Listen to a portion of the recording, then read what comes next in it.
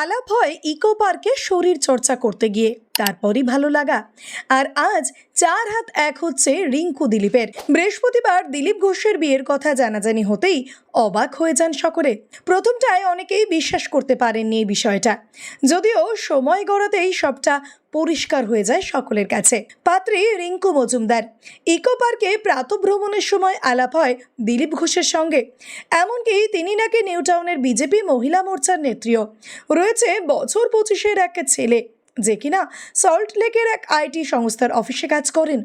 এই বছর 51 রিঙ্কুকে বিয়ে করতে চলেছেন দিলীপ ঘোষ। শুক্রবার কাছের কিছু জনের উপস্থিতিতে দিলীপ ঘোষের নিউ টাউনের বাড়িতেই তাদের 4 হাত 1 হওয়ার কথা রয়েছে, যেখানে ইতিমধ্যে উপস্থিত হয়েছেন সুকান্ত মজুমদার থেকে শুরু করে লকেট চ্যাটার্জি সহ আরও অনেক বিজেপি নেতৃত্বরা। শোনা গিয়েছে মায়ের ইচ্ছেতেই এই বিয়েতে রাজি হয়েছেন দিলীপ ঘোষ। এমনকি কিছুদিন আগেই ইডেন গার্ডেন্সে আইপিএলের একটি ম্যাচ দেখতে গিয়ে সেখানেই বিয়ের পাকা কথা সম্পন্ন হয় বলেও জানা গিয়েছে।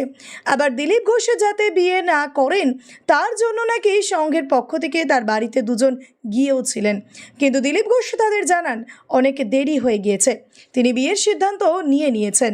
ইতিমধ্যেই শুভেচ্ছা বার্তা সহ ফুল মিষ্টি পাঠিয়েছেন মুখ্যমন্ত্রী মমতা ব্যানার্জি। তার পক্ষ থেকে এই পত্র নিয়ে হাজির হয়েছিলেন নিউ টাউনের আইসি। এদিকে আবার বিয়ের সাজে সেজে তৈরি দিলীপ ঘোষের হবু স্ত্রী রিঙ্কু মজুমদারও। শোনা গিয়েছে বিয়েতে হাজির থাকবেন দুই বাড়ির 30 জন আত্মীয় এবং 10 জন নিরাপত্তারক্ষী। আমন্ত্রিত সহ 40 জনের খাবারের আয়োজন করা হয়েছে বিয়ের অনুষ্ঠানে। মেনুতে থাকছে ভাত, ডাল, আলুর চিপস, 5 মিশেলে তরকারি, কাতলা মাছের কালিয়া, আইসক্রিম, রসগোল্লা।